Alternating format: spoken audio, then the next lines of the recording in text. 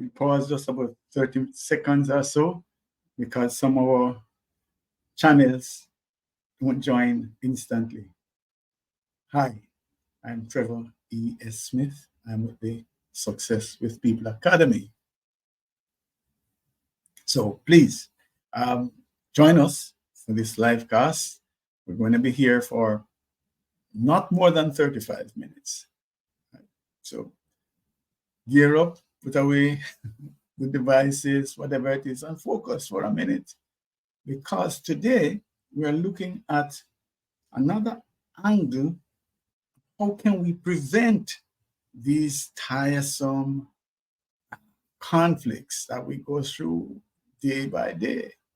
Eric Byrne, years ago, wrote Games People Play. Those mind games that we go through to cover up underlying issues. So we go through it. And I'm supposed to give you a trigger, and you are supposed to respond in a particular way. And so we have these conflicts that are taking place day by day. The same individuals at it again, at it again. Are you tired of that? Or maybe you're in an environment in which that is not just the same individuals, but it is widespread. And so it's a toxic situation where people are at it all the time. Every little issue produces a conflict. Some dispute comes up, no matter what it is. last night I was on a radio program dealing with communication challenges and how communication challenges can actually lead to mental health issues. And I was saying that in some instances, individuals are so tense and so keyed up that even something as good as saying, I want to have a word of prayer with you. I want to pray for you. The individual might say, why are you praying for me? Do I look as if I am evil and wicked? Why? So even something good can come, to naught because of the mindset. So mindset is there. What we want to do in today's live cast is to look at some strategies. We want to actually look at 3 cases that are real life, actual cases that are taking place, and to see how we can change the dynamic. We can get to a place where we can actually prevent the conflict. I know I'm on a campaign to change the narrative from conflicts are inevitable and just accept it then to conflict is preventable. We can prevent some conflict. So rather than throwing up our hands then and saying, here we go again, but what do we expect? This is life, and in life there's conflict. What if we could be proactive in preventing the so-called inevitable conflict? Our work today in today's Success with People live cast. Again, I'm Trevor E.S. Smith, and we are with the Success with People Academy. We're going to uncover some keys to actually recognizing the triggers that lead to conflict based on behavioral styles, an understanding of behavioral styles. And so that's our task. So that's the question I'm asking. Conflict is pervasive. Well, definitely, we can't deny that. But are we helpless? Are we without agency? So conflicts can arise in any setting, at home, at play, at school, wherever it can happen. So the question though is, should we let conflict define us? define our team, define our family? Should we allow these emerging conflicts to define us?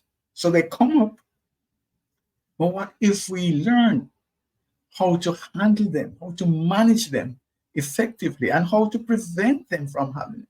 Would that then define us as being a healthy family, a healthy team, or would we rather be a toxic family, a toxic team? That's the question. And we can, in fact, develop those skills sometimes in a matter of hours. So the breakthrough concept is that there are signals. Just the same way when you put out your clothes to hang, if you still hang in the air, hang your clothes to dry in the air, you look for rain and you see the signs, you know that it's going to rain, you pick up your clothes. That's what we're looking at. We can pick up signs that a bad weather is brewing. Go and do what you have to do before. A conflict is about to take place if this continues in this trajectory. And so we actually can pick up the conflict, the triggers, and deal with them up front. So the triggers that are most readily identifiable come from our behavioral styles. Yeah? Most of the conflict that we have is a difference in terms of the perspective. We have one set of preferences, you have another set of preferences. For example, in terms of sharing or getting across a message to someone else, someone who is in the D style mode, dominance, D style, DISC framework, or discerning communication would identify that individual. The more important it is to get the message across, is the more emphatic that individual is. The volume might also go, they might speak a little bit more loudly, and the mannerisms are significantly more dynamic, more dramatic, because it is critical that we get this message across. So that's one side. Now, on the other side of that conversation is someone with a preference for steadiness, style, milk of human kindness, ice water flowing through the veins. So that individual actually wants to be calm, have a conversation that's not animated.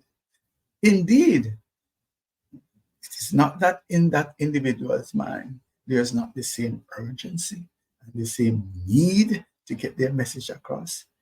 But in the S-style world, the way to deal with this is to calm, and to actually even lower your voice and to count the words. Did I say that? No? So what gave you the impression that I was accusing you? Different perspective altogether. And so you could see butting of heads right there.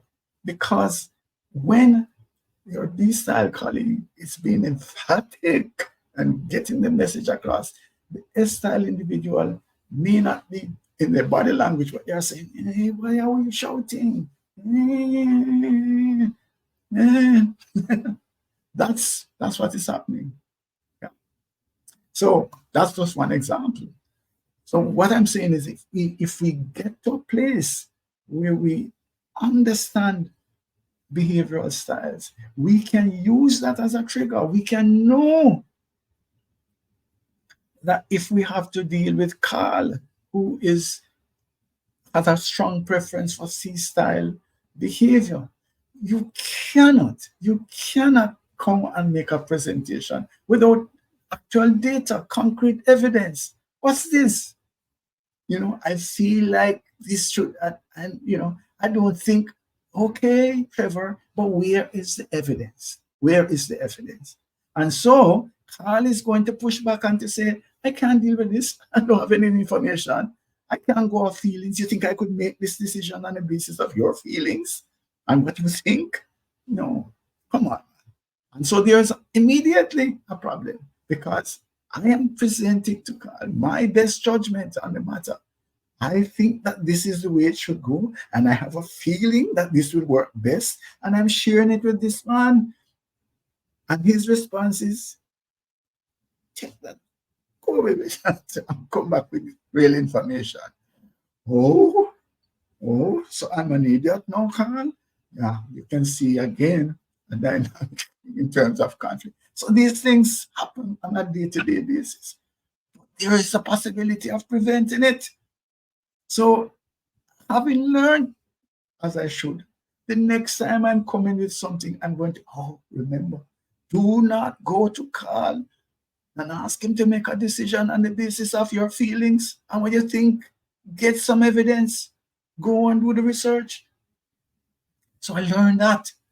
So would I have prevented conflict by doing that? Yes. And that's the message. Learn the preferences of your colleagues, your family member, and understand then how to avoid, no, not avoid, because avoid sounds that if you see people in the car, how to prevent conflict. That's our task. Maybe I could stop already because that's the basic message. If we could just understand behavioral preferences and to use that to guide our actions, guide our interactions. So, David, Don, whoever using your D side, remember, I know you're animated and you're not really shouting, but maybe you could temper your emphasis, your need for to be empathic and emphatic when you're dealing with a style colleague. So try and remember yourself, okay, all right, just cool it, right? Reduce some of the body language, some of the animation, because if you don't do that, your message is not getting through. Okay, so that's the platform on which we stand. And it is not challenging, believe me. If we go through our discerning model of communication, we can get it done in a session. We teach people basically how to read behaviors. We have reading, well, a workshop called Reading People for Success, but of course, it's not really people, it is really the behaviors that we are picking up. And we are saying in that session, this is how you identify somebody who is using each of these four bags of tools in terms of behaviors. This is how you identify, and this is how you respond appropriately to someone who is communicating from one or the other of the toolkits. And key first, though, is that you have to understand yourself.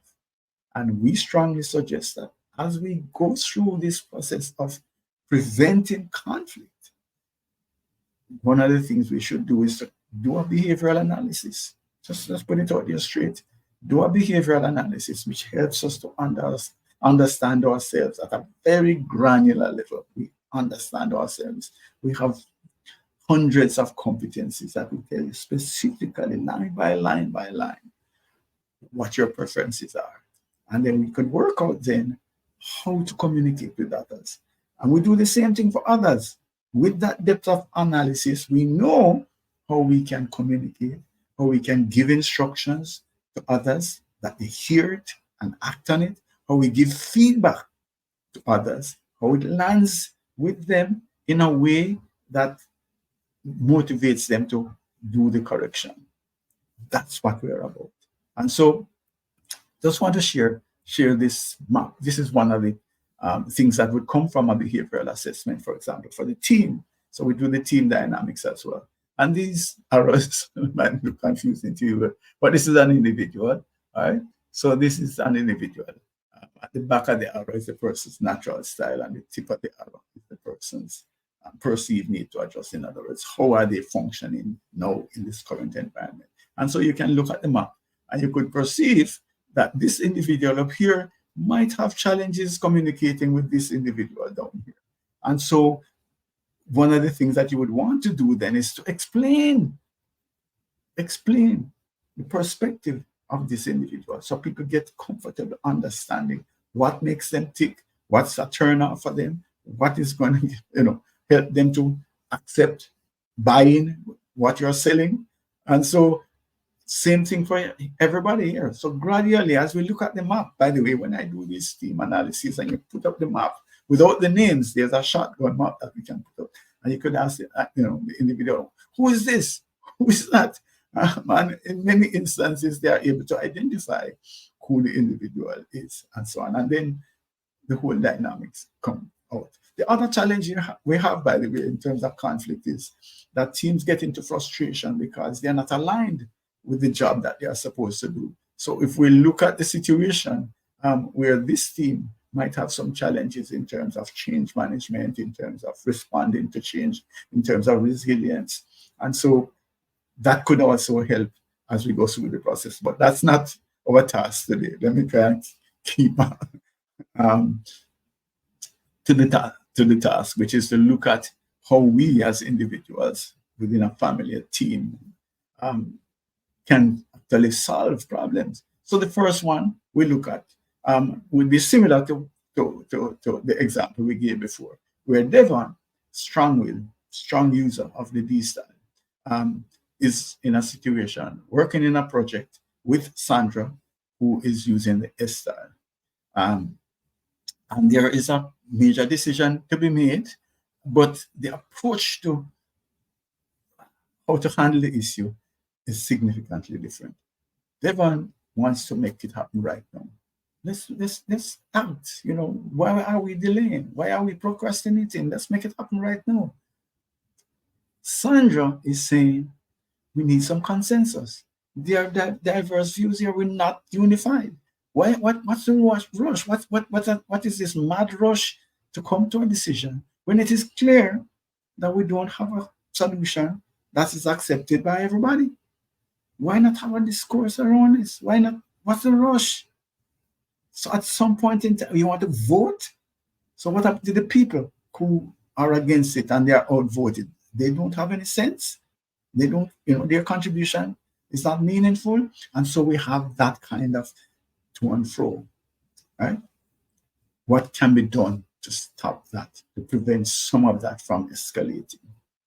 Where there's a throw up of the hands and people walk away and the meeting is, disbanded and no solution is found.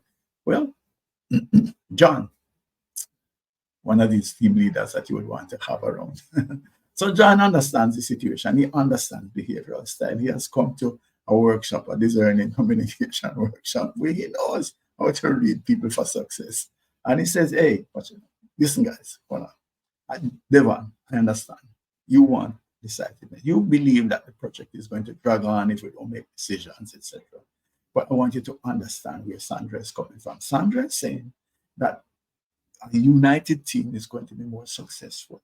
And if we go into voting and ruling out some individuals, the collaboration is not going to be as strong. And so what we're saying is, let us have a discussion about it. It need not be forever, but at least we should see if we can find a way that we can unify around a particular decision. And so in that kind of calm discourse, there might be an understanding between the parties. And what that does is not just for this discussion, but going forward with the project team, the Devons and the Sandras will understand that there are different perspectives within the team, and the solution is discourse. The solution is to understand where each party is coming from, and to then deal with them on that basis. So that's one case. Let us look at another case. All right. So Irma, who is using her I style, which is outgoing, people-oriented, really likes to see life with nice colors and have a happy face. That's Irma's DNA. She gets an email. Carl sends out an email. Same Carl. Okay. Sends out an email that's really beats down the team and it's very, very demotivating and overly critical. So I says to Carl, what's happening here? You know, why have you sent out this, critical email? Betty, another participant in one of the discerning communication workshops, um, steps in and she says, "Hey guys, watch it. Hold on. Irma, I understand where you're coming from." And she also talks to Carl and to say, "Well, um, I hear you. I know that you're reticent, Carl, to withdraw the email because, yes, it is factual. Yes, you have evidence in it to say that this is so. But I also want you to consider, Carl, that this is a team where, we're working together. Is it possible that um, you could have worded the thing differently so that it wouldn't be as um, hurtful?" Because that's basically what it is. And so, again, discussion takes place. And hopefully, from this scenario, they learn to modify their behaviors to achieve success. The third one is more difficult because this is just chaos now. Toxic environment where people just can't have confrontation daily from everything. Every little issue produces a confrontation. So the answer to that is an intervention, whether it is in a workshop, a webinar scenario, where the individuals learn how to resolve, how to manage, how to prevent conflict on the basis of a deeper understanding of behavioral styles. So how that would work is that the team completes the behavioral assessment, behavioral DNA assessments. We prepare reports, prepare team maps, and then we do the debriefing. And so explain how the potential for conflict as different styles interact. And that actually, in a half a day or a day, you'll be amazed at the difference that it makes to the team dynamics. So those are possibilities that we could look at. So bottom line is that dramatic conflicts are challenging, can make a significant difference to productivity, but they can also be opportunities for transformation and for growth, personally, as a team. And so if we can then get to a place where we are able to pull up strategies, pull up actions that are based on a deeper understanding of behavioral preferences, then we can get to a place where we can move quickly in front of potential confrontations to prevent these unproductive outbursts and conflicts. The secret, though, is to understand the nuances. We talk about these toolkits. We have these 4 bags of behaviors, that we can go into any bag at any time and pull out a behavior that's appropriate for the situation. Getting people to understand that and to, rather than to label individuals, "Oh, Evan, you are too arrogant and you're too dominant." Instead of labeling, let us look at the behavior that is being used at a particular time and how we could get Devon to modify it. Or listen to this, critical, get Sandra to close that out. I know that Devon is being emphatic. I've got the pushy, dominant, but I'm going to look beyond that because I know it's a style. He's not a terrible person. It's just his style. I don't like it, but for today, I really want to hear what he's saying. So I'm going to hear beyond the mannerisms. I'm going to close that out. That's equally critical. So we can't change others, but we can change ourselves. We can ask them to change, but we can decide how to respond to the situation. You have heard this before, and say it again. The madman on the street says some very disparaging things about you and your family. What do? You ignore it. The same thing can happen. It's a choice. You can decide whether you want to take something on board or not. So the key then is that learn to read behavioral styles, to understand at a deeper level how the toolkits work and what are the tools within each of the four bags of tools. And if we can do that, not only can we pick up a tool that's most appropriate for the situation, but we can also learn to filter out the distracting mannerisms that come with communication from people who are not using your preferred style.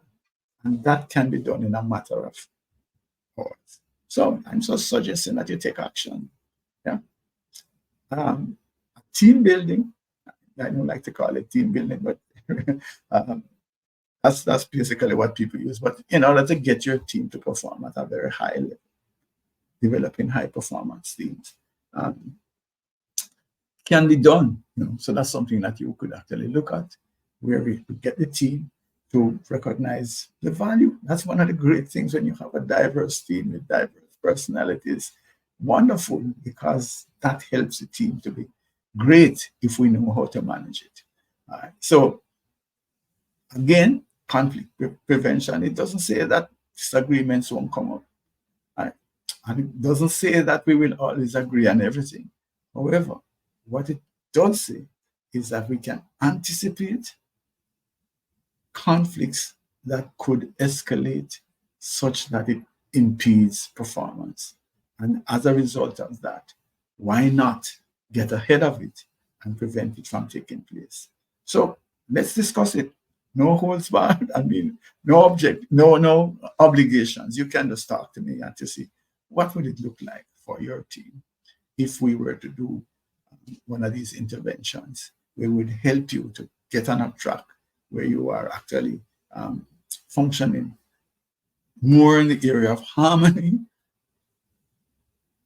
than in the area of conflict, and going to resolve the conflict and spend a lot of activity trying to resolve conflicts that could have been prevented in the first place. Let's have a conversation. Info at successwithpeople.org.